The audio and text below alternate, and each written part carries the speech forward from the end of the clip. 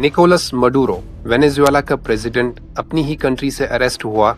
US के इस operation पे सवाल भी उठ रहे हैं, लेकिन ये सब हुआ क्यों? जबकि वेनेजुएला साउथ अमेरिका की एक ऑयल रिच कंट्री है, जिसके पास सबसे ज्यादा तेल है, यूएसए से ज्यादा, सऊदी से ज्यादा, और जिसके लिए ही यूएस ने इन्वेड भी किया, ऐसा बहुत लोग मानते हैं। लेकिन यही ऑयल इस कंट्री की ना इकोनॉमी को बचा पाया, ना बॉर्डर्स को, ना लोगों को। रीजन एक ऐसी प्रॉब्लम जो पहले डच यानी नेदरलैंड्स में भी हुई है, और इस प्रॉब्लम का नाम पड़ा डच डिजीज। जब किसी कंट्री का एक्सपोर्ट जैसे ऑयल या नेचुरल गैस या कुछ और वर्ल्ड मार्केट में बहुत एक्सपोर्ट होता है, इस कंट्री की करेंसी बहुत स्ट्रॉन्ग यानी बाकी करेंसी से बहुत महंगी हो जाती है।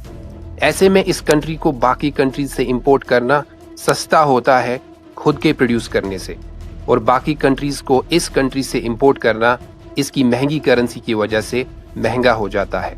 फॉर एग्जाम्पल, एक कुवैती दीनार लगभग 300 इंडियन रुपीस के बराबर है आज। वेनेजुएला के केस में भी यही हुआ। ऑयल के बहुत ज्यादा एक्सपोर्ट की वजह से इसकी करेंसी बहुत स्ट्रांग हुई, हर चीज इंपोर्ट करना बहुत आसान, इसके लिए कुछ भी खुद प्रोड्यूस करना जैसे एग्रीकल्चर या इंडस्ट्री डेवलप करना मीनिंगलेस बन गया। इसलिए वेनेजुएला बस ऑयल निकालता और बेचता रहा और बाकी चीजें बाहर से खरीदता रहा।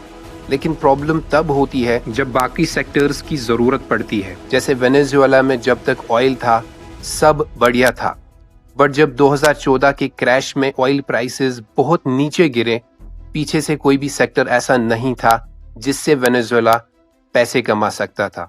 इसलिए इसके बाद ही बाकी प्रॉब्लम्स भी सामने आई, जैसे hyper inflation, poverty, hunger, inequality, जिसकी वजह से 2014 के बाद से 25% पॉपुलेशन ये कंट्री छोड़ के चली गई।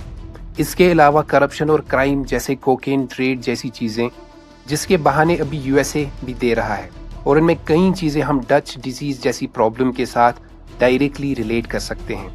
और इन्हीं चार्जेस की बेस पे फाइनली 3 जनवरी 2026 इस कंट्री का प्रेसिडेंट अरेस्ट तो हुआ, बट कंट्री की इकोनॉमी का सवाल अभी भी पेंडिंग है। डच डिजीज के और कौन से एग्जाम्पल आप जानते हैं? Let me know in the comments. ऐसे कंटेंट के लिए subscribe to the channel, do like, share and comment also.